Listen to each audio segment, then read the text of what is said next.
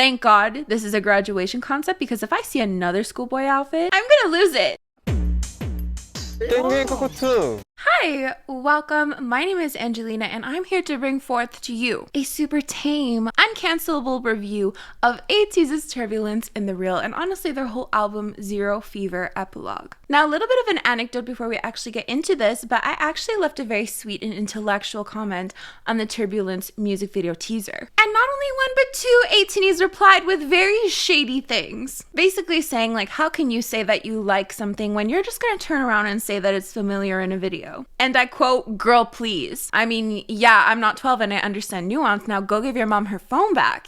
Ooh, that was good. Pretend you didn't hear that. I might use that again. Needless to say, I know a lot of Ateez hate me, but I just love Ateez and I've been really excited for this album, and vastly very excited to give you my thoughts on how all this is connected with Fever Part 1, Fever Part 2, Fever Part 3, and the album as a whole. Despite the fact that I have heard most of these songs before, it's still such a magical experience, and I wanted to share this with you guys. So if you're interested in this video, then please keep on watching.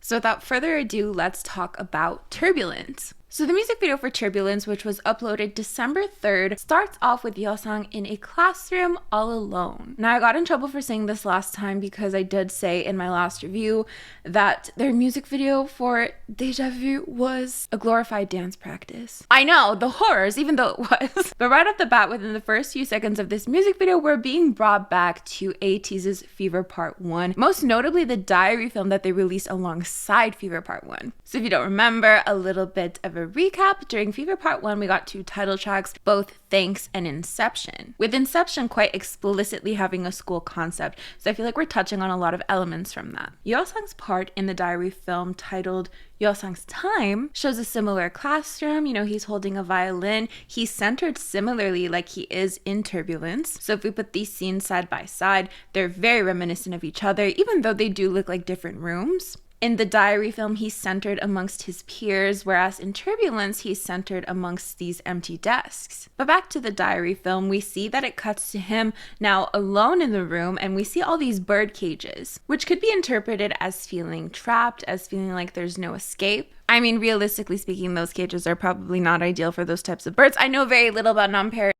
However, in this scene as well, he drops his violin, and as he does that, the birds are then suddenly released and they're flying very sporadically around the room, which I feel like has a lot of symbolism, you know? Perhaps he felt like he was very trapped by his craft, by what maybe was once his passion, and from there we see him having fun with Ateez, dancing and playing basketball, and we really get to see that freedom. But back to the Turbulence music video, we see him turn on airplane mode on his phone before we cut to Yuno behind some windows, and then consecutively each member, which a lot of Ateez have been pointing out that we actually don't see them together throughout the entirety of this music video. There's never an OT8 scene. However, from what I can tell from my own interpretations of this music video, I really feel like Yeosang's Time from the diary film is really the only one we really touch on. It's really the only one where I see any connections to, because otherwise we're not really diving into, you know, and his brother, or, you know, San and Fifth Harmony's Work From Home music video.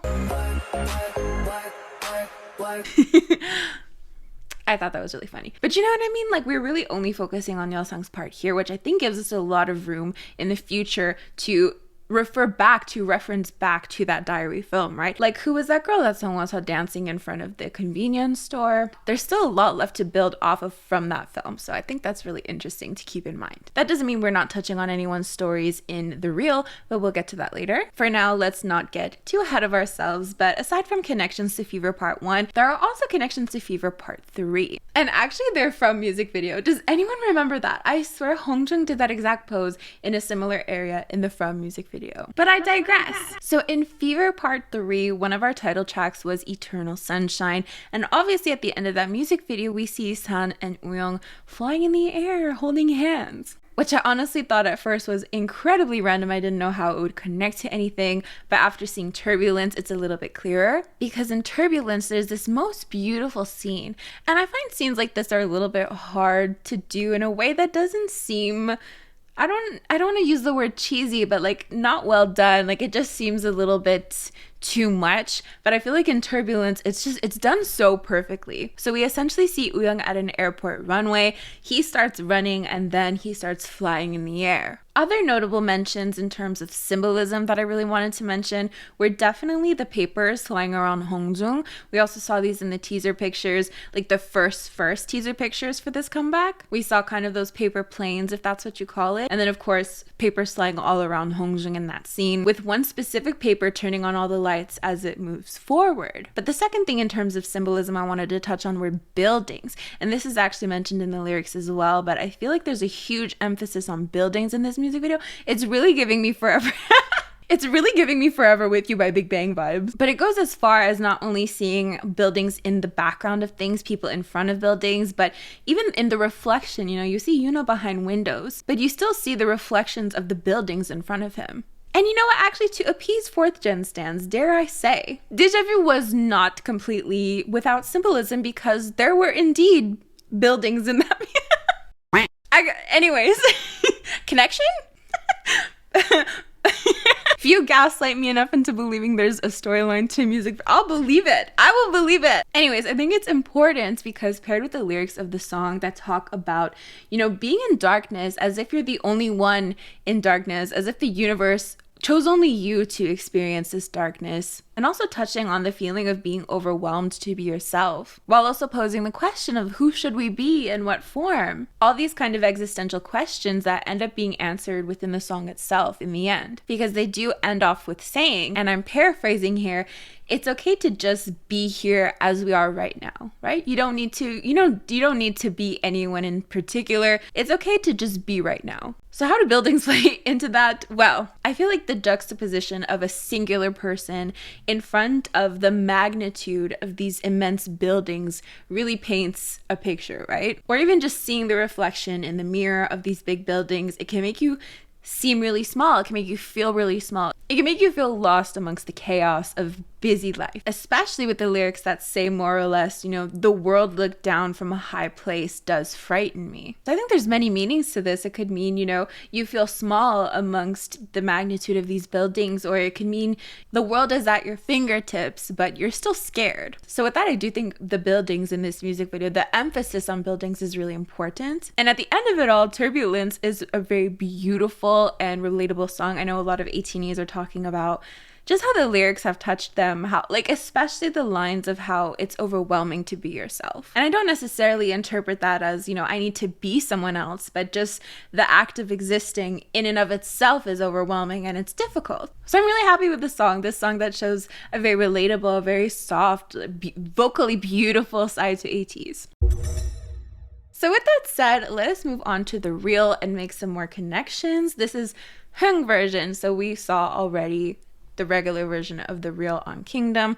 We got to listen to it. It was on streaming platforms as well. And I think it's amazing that they got to make total use of the songs that they did on Kingdom, right? Like, it wasn't a waste whatsoever. They even Wave Overture, which is like 1 minute and 40 seconds, they put that on the album. Like, they made use of everything, and I love it. My friend sent me this meme.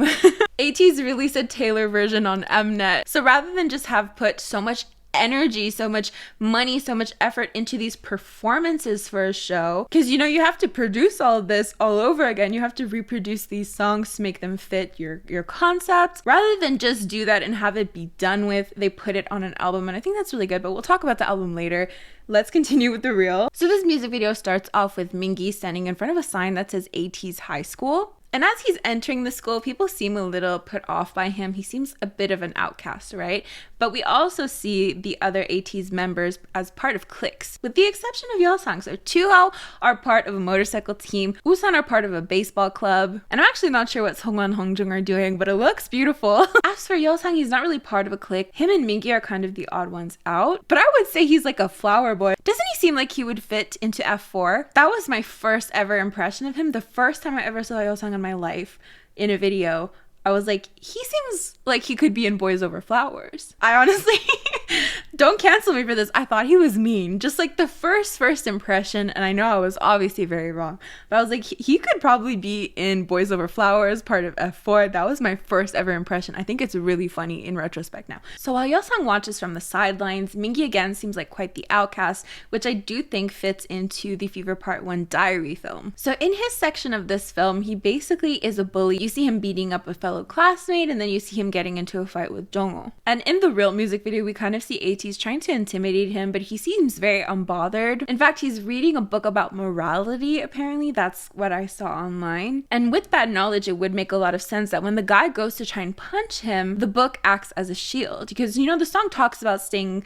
true to your convictions, so it's kind of like his morality saves him. Staying true to himself saves him. I don't know how that connects with him being a bully. Maybe he's changed, I don't know. We love a good character development, but either way, it does seem like he has superpowers, which actually connects to Ateez's Dreamers, where Seonghwa literally says, I got superpowers. I got superpower. Which literally makes sense with the next scenes we see, where we're then brought back to Fever Part 2 with fireworks. They're in this kind of construction zone and everyone is gathered round. Woo-young, being part of the baseball team, throws a baseball at Mingi and he stops it with his superpowers. And then all four of them, Seonghwa, Mingi, Woo-young, and Jongho, come together, put their fists together to create this kind of beam, which then attracts Yeosang's attention. He literally has a flower on his suit. Definitely F4 material. Almost. I won't do that to you. And ultimately, we do end off with Yeosang coming to the construction site, acting all serious, and then he ends up dancing with everyone. And honestly, this music video was stellar. This music video is so much fun. The effort put into it, the amount of people put into it, everything together. This is honestly one of my favorite music videos. This isn't a glorified dance practice, and this is one for the books. And I do have to say, just to end this off, thank God this is a graduation concept, because if I see another schoolboy outfit, I'm gonna lose it. So before we get into the album review, let's take a look at some memes and some theories, really. I have a folder on my phone. The real MV in one pic. Yeosang and then Ateez in the back. Sounds about right. Mingi's reading a book about morality. So 도덕 means reality, morality, manner, character, proper behavior. You know, they also always mention manners maketh man. I remember San said that once, and you know also said that. San said that like a long time ago, like in his like what's in my bag from, I want to say 2018, I don't remember, but anyways, it's so amazing because the book about morality is literally what protected Mingi. Yes, I think that's really interesting. Did I just share all the memes? Anyways, I'm so excited for the real MV. Sure, Grandma, let's get you to bed. Sir, here's your order. I thought this was so funny. Someone literally said Yeosang was the reason why Woo-young flew. Airplane mode. Mingi never beating the pastor allegations. Okay, this is a little bit weird, right? But like, the word conviction to me is very religiously centered. And then, you know, we have aespa with Savage, where they're like oddly praising Navis, and then I feel like the real is like bordering a little bit on sounding slightly religious. This is of course based on English translations, but you know, staying true to your convictions, humble in kindness. I've never read the Bible. I don't ask me.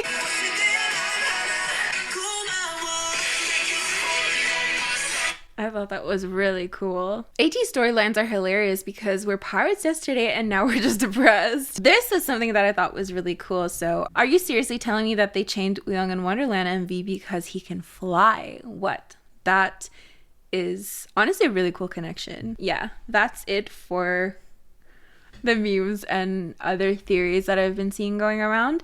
So now let's do an album review. So I ordered mine from K-Town for You. I'm just not sure when they're gonna get here. I almost ordered them on Amazon, but I was like, I need those pre-order benefits because you can trade for them.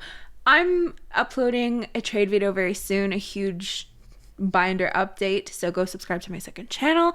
But anyways, so let's end this off with an album review. So we already covered Turbulence, but let's touch on it touch on it a little bit. This is hands down my favorite song on the album. I think it's beautiful. I think it offers this different side to Ateez, where it's still very much title track material, but it's not, shall we say, conventional, because it's not like what you would expect, you know?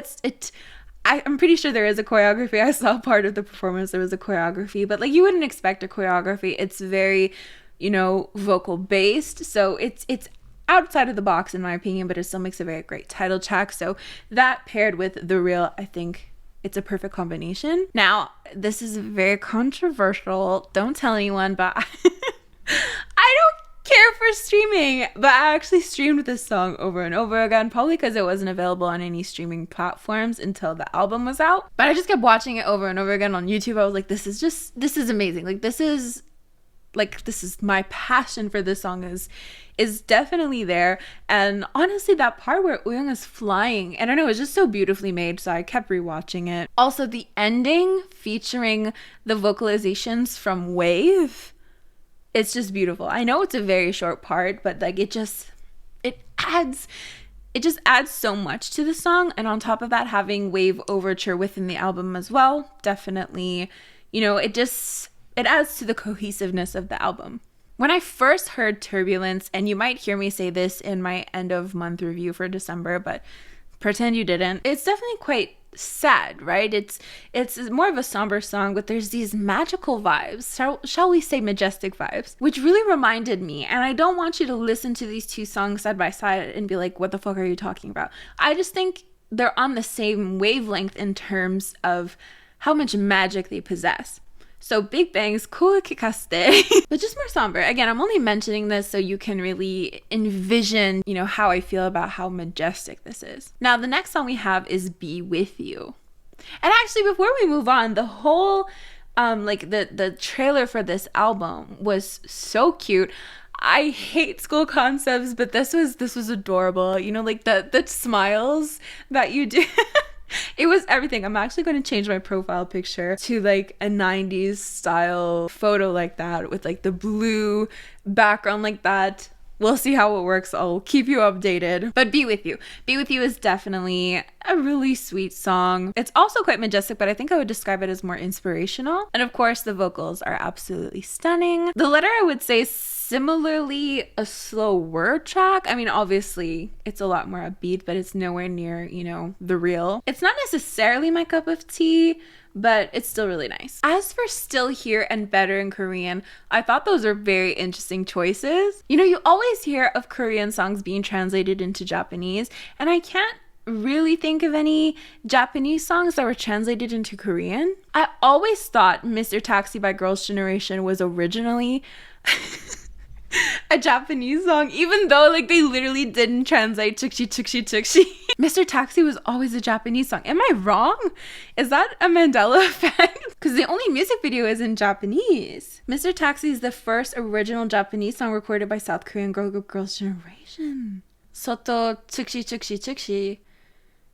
Does that make sense in Japanese? I don't fucking know. Anyways, let me know in the comments down below any instances of Korean songs, you know, of Japanese songs, you know, that were then translated into Korean. Because I can't remember any. I genuinely thought Mr. Taxi was originally a Japanese song translated to Korean, but then I was confused because it says Soto Chukshi Chukshi Chukshi.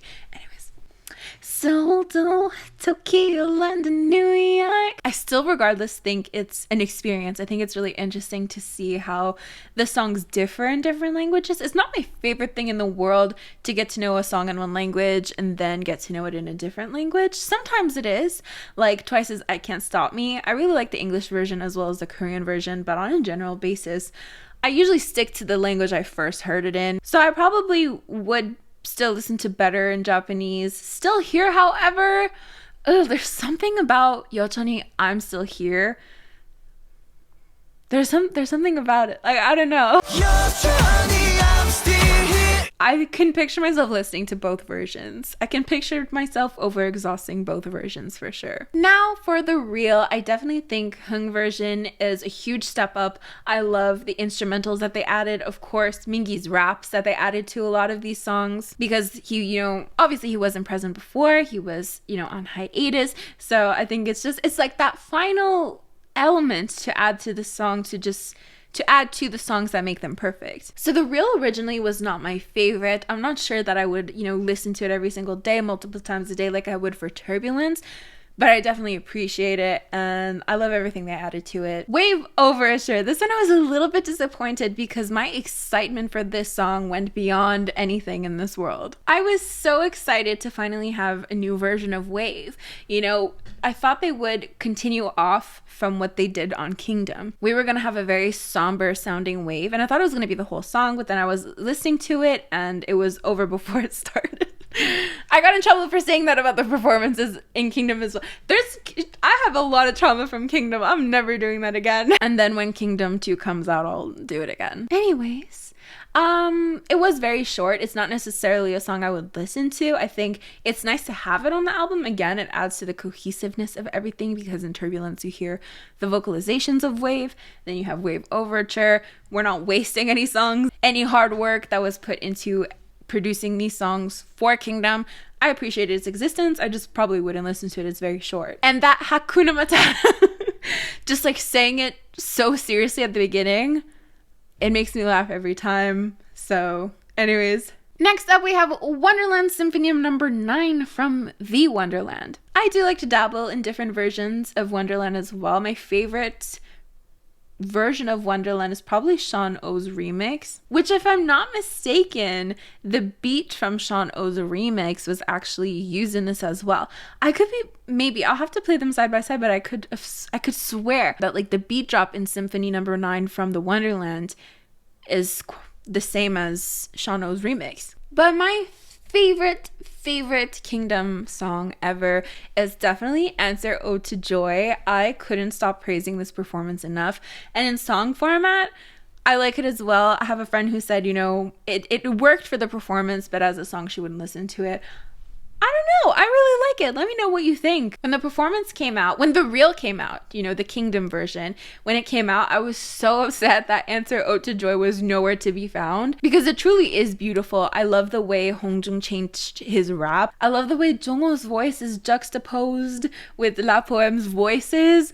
I love the high notes. I love everything. I think it's beautiful. Overall, even though we do know a lot of these songs already, even though they're not technically new to us, I still think they found a way to make it new to us. It really, not to compare it to Taylor Swift, but it does feel a little Taylor's version-esque where it's bringing us the same thing, but it's new in a way. New in a lot of ways. We're adding Mingi's raps, we're adding different types of instrumentals, we're making different versions of things. I was so excited. So that is it for my little album review. And this is it for my review in general. I've been filming for long enough. Let me know if I should do more reviews like this. And what do you expect from me in the new year? My next video is probably going to be my 2022 predictions. And then we're going to start doing, my December review and then my 2021 review. And then, I don't know, let me know, what would you like to see in the coming year? As for me, I'm going to get going. Don't forget to like, comment, and share this video with friends you don't have. And you can also join my channel members by clicking the join button next to the subscribe button. These are the lovely individuals who help support my channel on a monthly basis. It honestly means the world to me. Thank you so much. As for me, I'm going to get going, so I'll see you guys next time. Bye!